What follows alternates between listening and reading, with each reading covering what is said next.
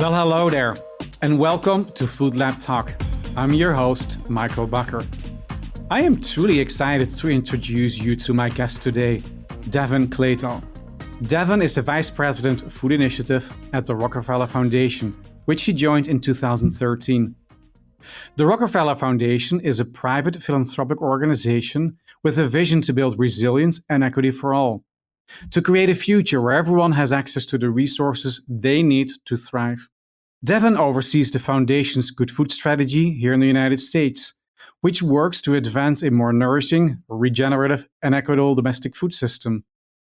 She leads the Foundation's work on the true cost of food, which analyzes the hidden costs of the food system on health, equity, and the environment.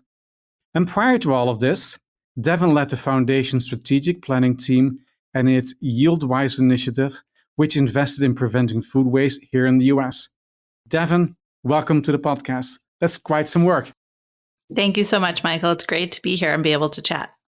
To get things started, Devon, it's fair to say that you're an accomplished food system strategist, which I just love.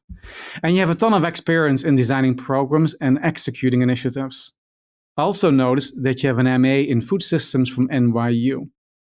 That makes me think that your career path to date has been no accident.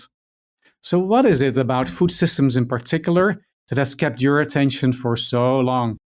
Well, no accident, but I think I had some help and some luck along the way.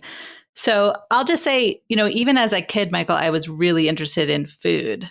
I will date myself and say that I was watching food television before the Food Network was a network. And I remember coming home from middle school and staying up late at night to watch foreign food shows that would run on PBS, with subtitles at midnight. So I've always just been really interested in food personally. I've always really loved to cook and to think about food and kind of the food sector. And then I went to college and I studied cognitive psychology, which is not necessarily food related, but helped me think a lot around how our brains work and how we make decisions. And coming out of college, I realized I didn't want to be a full-time researcher. I didn't want to get a PhD. And so I actually ended up in the business sector. I became a strategy consultant. I worked at a fantastic small firm founded by a few ex-McKinsey partners and really kind of dove deep into strategy. And that's where I think the strategist part of food system strategy was really born and kind of nourished. And that was a fantastic experience. I still often introduce myself as a recovering consultant because if you've been in that role, you know what it's like to be in that role and come out of it.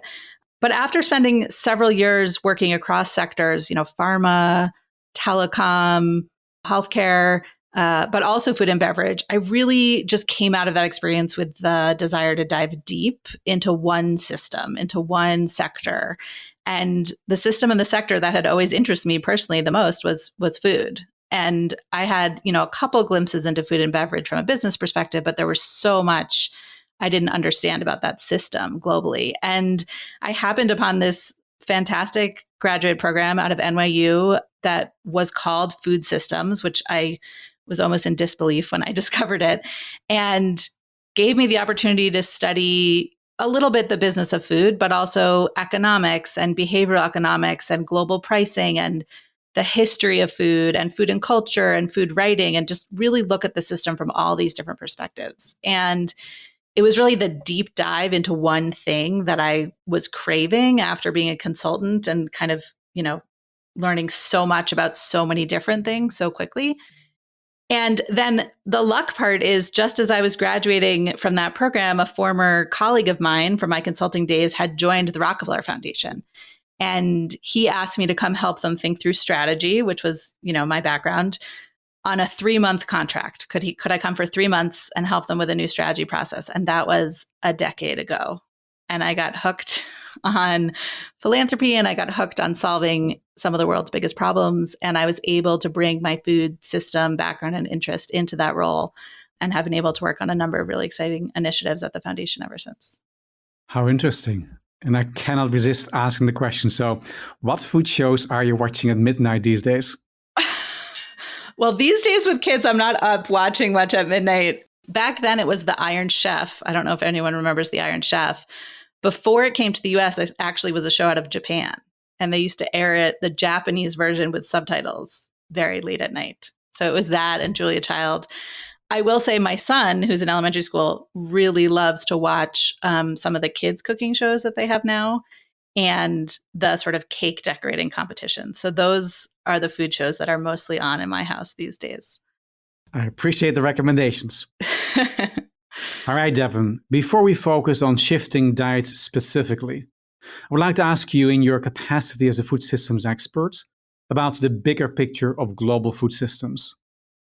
In an early episode of this podcast, Ade Romero-Briones from the First Nations Development Institute spoke a lot about native agriculture and food systems. And this made me realize just how different our Western industrialized food systems and practices are from native ones. Can you speak a little bit more about this as a food systems expert? How do these global food systems connect, work together, or not?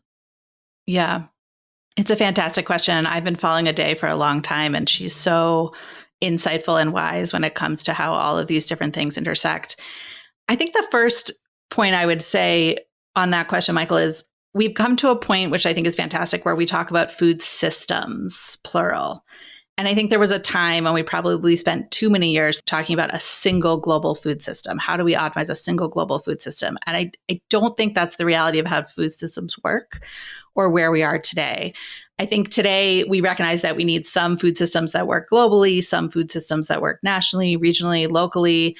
You know, some households have their own food systems, right? Some individual communities have their own food systems. So I think we're getting better at recognizing that we need to have multiple systems at different scales, and we need to exchange learnings across those systems. That one global food system isn't going to work to feed everyone and isn't going to work in terms of an infrastructure where we can be successful around important things like diets and climate.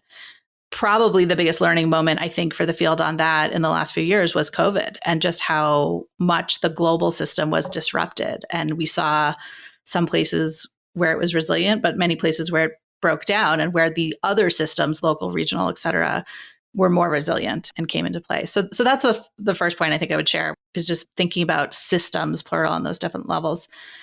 The second is, as with a lot of big global systems and a lot of really hard problems we think about, if the pendulum swings too far in one direction, you tend to have unintended consequences that you then need to correct for. And I think in a lot of ways, our global food system, which is so good at so many things. I mean, it's so good at producing quantities of food. It's generally so good at things like food safety, so good at trade and all these other things, has had all these unintended consequences. A lot of them have to do with climate and diet and equity. And I think increasingly we're looking back at other systems like indigenous systems, which have generally done a much better job of harmonizing all those priorities together, of thinking about how does human health fit with climate, fit with equity, fit with community. And so I think we're starting to look back at some of the learnings that we, perhaps ignored as we were optimizing for one outcome of the system, as we now try to bring the system into balance. So in our work at the foundation, I think just more broadly on systems change, I think we're doing a lot of investment in trying to bring more of those voices into the conversation, bring more of those practices back, and make sure that more folks like Ade and others that work with indigenous communities, rural communities, smallholder farmers, global farmers, et cetera, into some of the conversations around things like policy and solutions and technology, and make sure that they're part of the conversation, because we've learned over time that wisdom is so necessary to get to the goals that we're all seeking. What I hear you say, you really believe in the systems thinking around food systems. What I hear you say as well, unintended consequences, the complexities. So talk to me a little bit about then the relationship between all of that and what the Rockefeller Foundation stands for and wants to do in this space. Sure. Well, the Rockefeller Foundation has been around now for 110 years. And we were founded with the small task of improving the well-being of humanity. So that is kind of the charge we've been given since the early days. And we've been working in food and agriculture for almost our entire history. It's one of the earliest and most consistent sort of areas of work for the foundation. Today at the foundation, we focus on making opportunity universal and sustainable. So we're really trying to think about how do we create opportunity particularly for populations that have been kind of underserved in the past? And then how do we do that in a world where we also need to mitigate climate change and adapt to climate change? From a food perspective, we focus on making the global food system nourishing, regenerative, and equitable, as you mentioned at the top, Michael. And we've worked on a few initiatives over time. I personally, when I first joined the foundation, a lot of our work was on food loss and waste, which I know is an issue that you know well. And you had some fantastic conversations about that on the podcast last season. But we've also worked in areas like sustainable protein systems.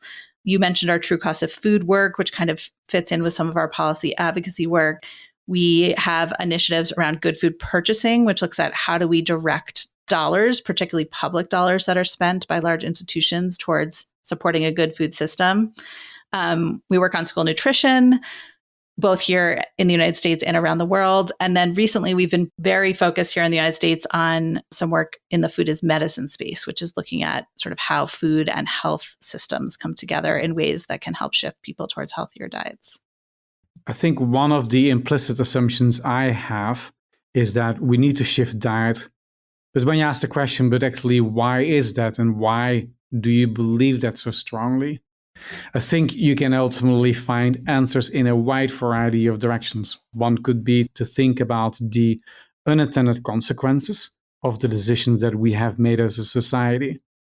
And if you tie that then back to, for example, the work that you're doing with the true cost of food, do you believe that there's something there that might be a starting point of why you believe, or the Rockefeller Foundation believes, there is a need to shift diets?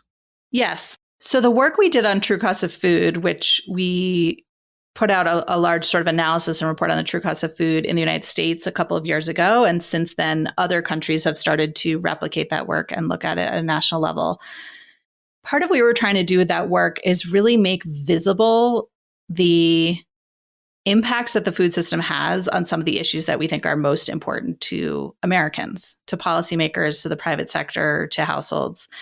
And I say that because sometimes I feel like the food system is a little bit forgotten in some of the big global and political conversations around kind of critical sectors, right? There's a lot of talk about health and healthcare. There's a lot of talk about energy. Sometimes we talk a lot about transportation. Food doesn't always show up in those kind of top global priorities. Although I think we're getting there. I think we're making a lot of progress over time.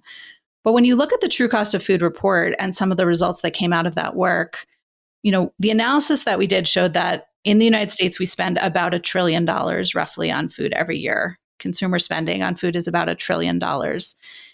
If you look at the impact that that food system has on key areas like human health and climate and food workers and equity, it's generating twice that. So a little over $2 trillion in costs that aren't being recaptured by the food system itself, right? Those costs are being picked up by taxpayers, by the government, by others.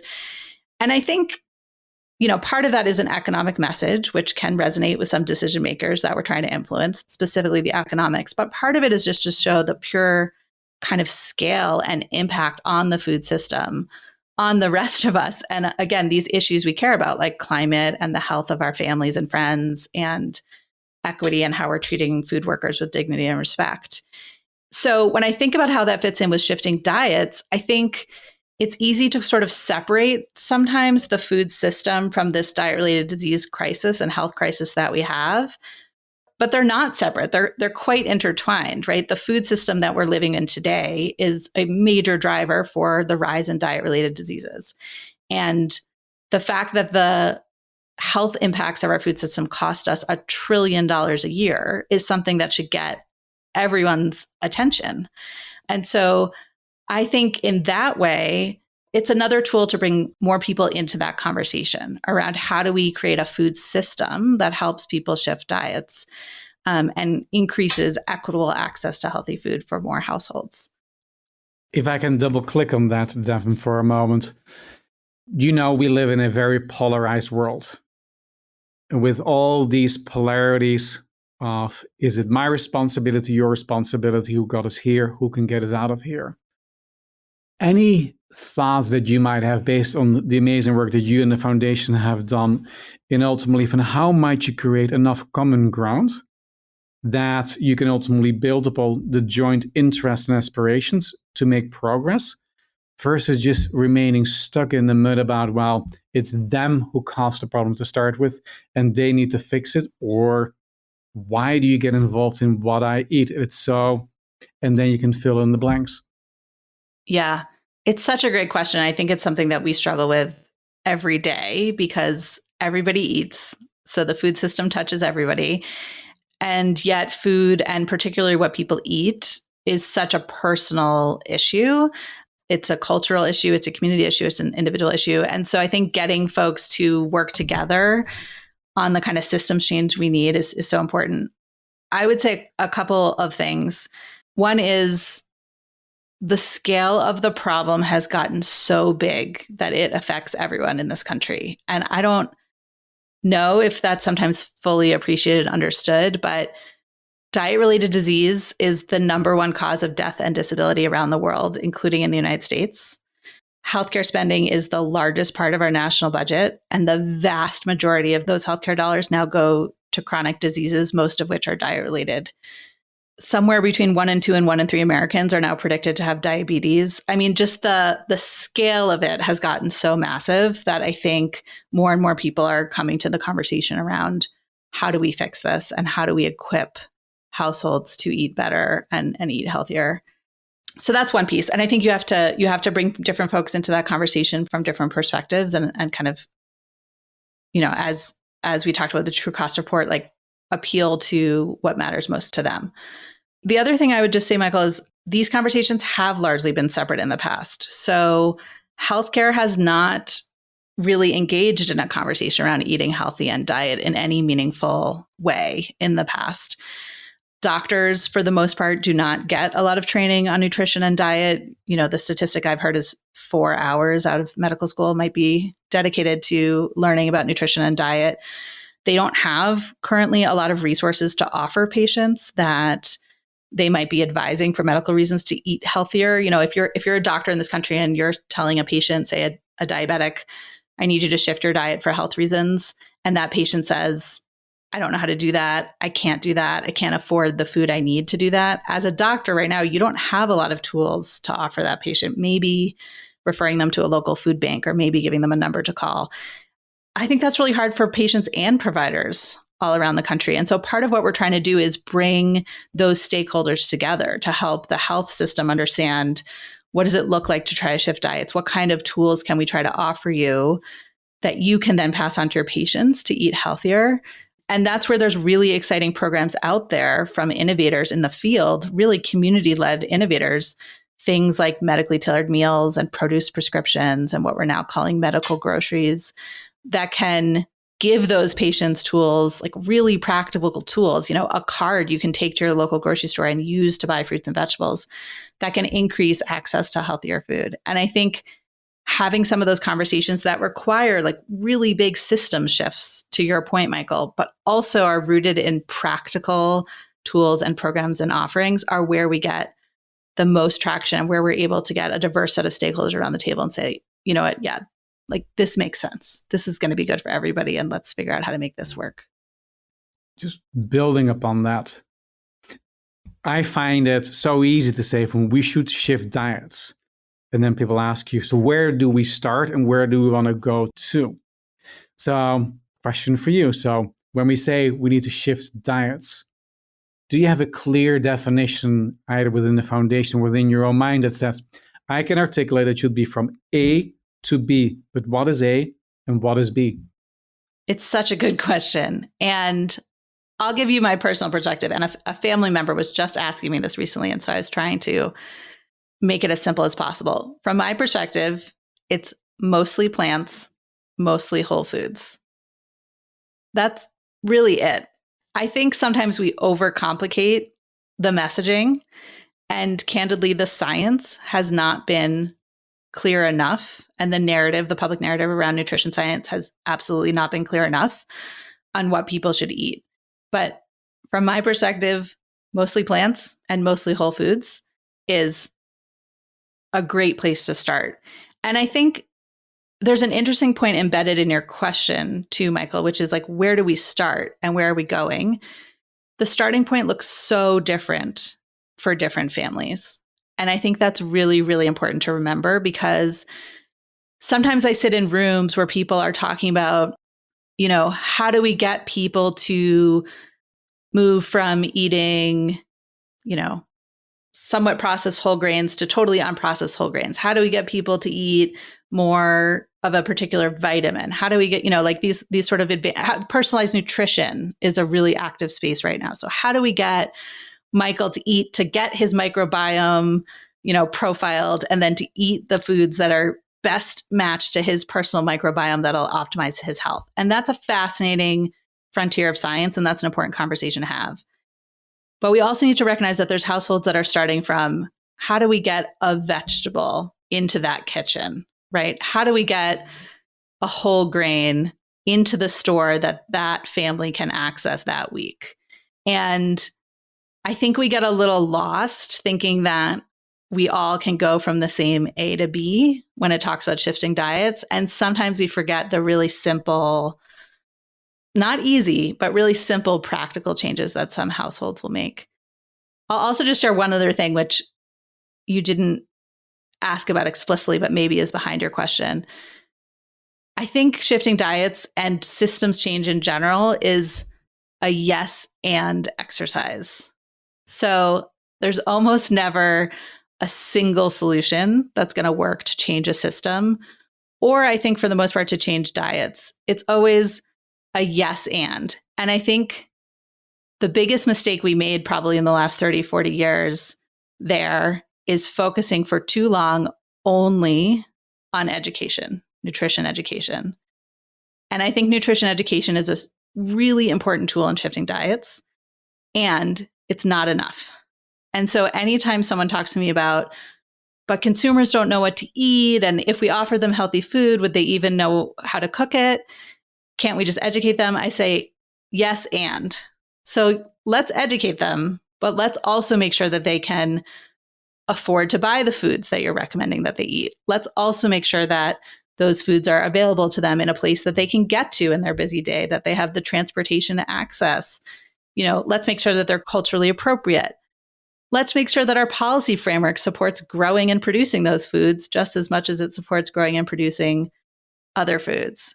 So I think that's one of the big mistakes we've made in the past around shifting diets, is being overly focused on one solution, and in particular, the nutrition education piece. Can I push back on that or build out on that a little bit more? So I do believe that words matter. So the notion of shift diets, just talked about that. But as we're talking about ultimately systems change, is it really about shifting diets or is it shifting lifestyles? Because even if you eat better, but you don't move more, does it really lead to the desired outcomes? And that therefore, what is the balance between ultimately having a clarity and a consistent message versus trying to solve all world's challenges concurrently? But at the same time, just by eating better, but not moving more, it might still not lead to the desired outcomes. I think yes, and. So I think, there's a ton of benefits of physical activity. And I think that's another really important area from a health perspective. I do think shifting diets alone has incredible health benefits. And my worry is, candidly, that in the past, physical activity has been used by some folks in the food world, particularly companies, as if it were a mitigant for being able to eat unhealthy. And a little bit to put personal responsibility back on the individual when I think there are system forces that need to be changed.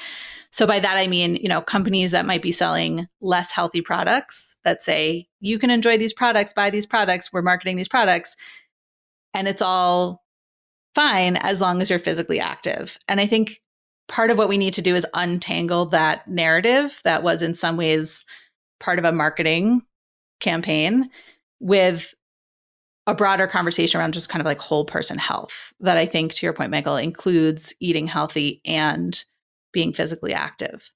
But I tread carefully into that conversation again, because it's not a trade-off, right? It's not like we can stick with an unhealthy food system where households don't have access to healthy foods and say, walk around the block and it'll be fine.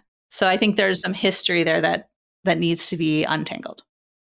I appreciate it. And I'm going to love using your yes and. So yes, and an internal concern I have, or something that I think about, is we're now finding ourselves in a situation where so many individuals are so unfortunately not healthy or unhealthy.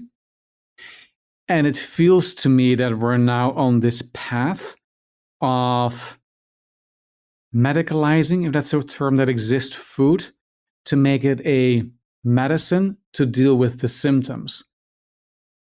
And I'm struggling with it because on the one hand, I totally acknowledge the challenges out there, and anything that can be done to help people to become better, we should embrace. But at the same time, I fear that if I'm going to be told in the future that anything that I'm going to consume or eat needs to be of the following, and it becomes very programmed, I'm going to lose the joy of food. I'm going to just miss what food has done for us for so many centuries. So I'm trying to figure out from what is actually the right balance with food as medicine, the medicalization. And ultimately, it is about the joy of food and actually using it to sustain us. Yeah. I think it's one of those really important potential unintended consequences that we mentioned at the top of change that we need to really think about and be intentional about, because I don't think anyone, including in the food as medicine field, wants to medicalize food. And I've never talked to a household that wakes up and says, you know what, we're going to eat unhealthy today. Just cause, right? It's always we're going to eat what's delicious today. We're going to eat what's convenient today. We're going to eat what we can afford today. We're going to eat what we think is going to make our kids feel happy today. So when we talk about eating healthy, I think we need to think about those underlying motivators for how people select what they eat. And Michael, I know you and your team and others that we work closely with, it has to taste good. There has to be choice. It has to be culturally appropriate. I think all those things are still really important. What the food as medicine work, from my perspective, is about is really getting our healthcare partners and colleagues to be better allies in allowing people to access the healthy food that tastes good for them, that is convenient for them, that they can afford.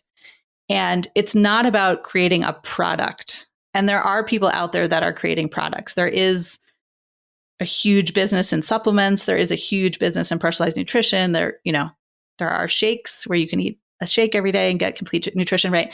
When we at Rockefeller think about food as medicine, that's not the space we're in. And so we might have a rebranding coming at some point in the future. But what we're really thinking about is, how do we use healthcare resources and dollars to lower some of those other barriers to allow people to eat healthy? So financially, how do we use healthcare dollars, produce prescriptions, to give people more spending power on healthy foods and allow them choice within that, right? Allow them to go buy any kinds of fruits and vegetables they want from the supermarket. How do we lower the barriers around access, transportation for seniors, for example, with medically tailored meals? Like, bring the meals to them. Folks that don't have a kitchen or can't cook, bring those meals to them.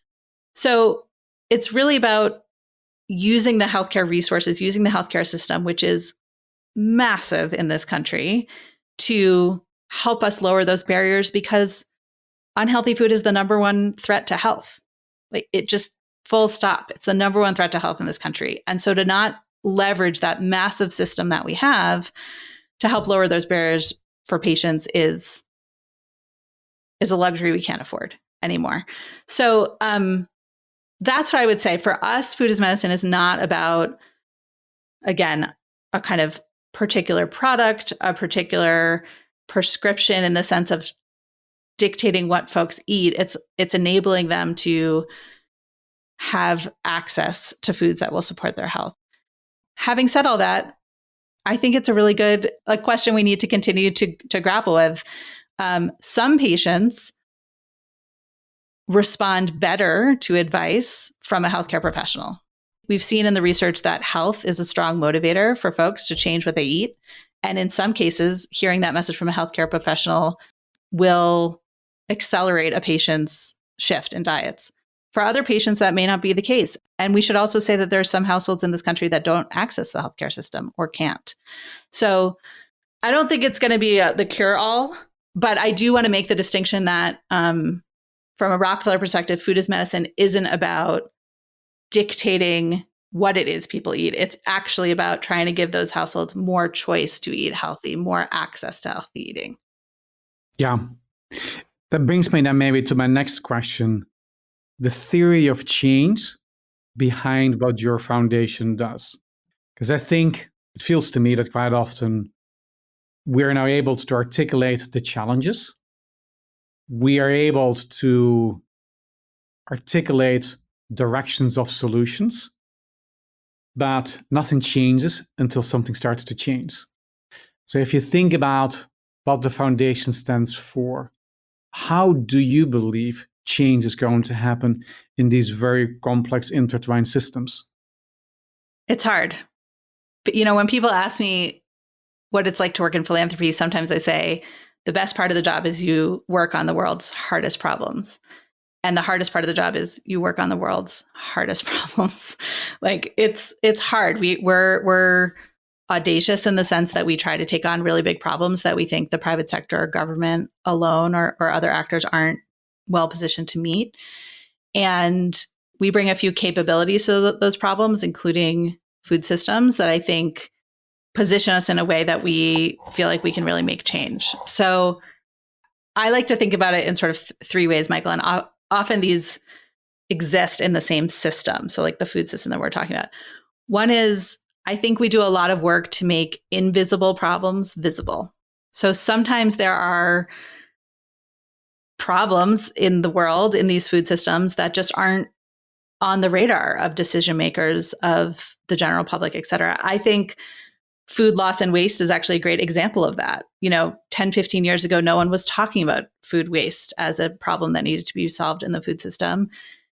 And candidly, we had folks in our office, some of whom are now out there talking about it quite loudly, that thought that was a huge mistake, that was a waste of resources to focus on that problem. And, that food waste is kind of glorified garbage. Why are we working on garbage when we have all these other things to do? And look at how far that space has come. I mean, thanks to so many of the leaders and innovators that you spoke to last season and some of whom we supported as grantees, we were really able to build awareness around the climate impacts of that. We were able to bring real science and data to the size of the problem and kind of put together the messaging that we're wasting all this food in a system where folks are going hungry. So I think one thing that the foundation brings to problems is helping to make the invisible visible and bringing science and data to those conversations to really show, this is something we all need to pay attention to. So that's one way, is invisible.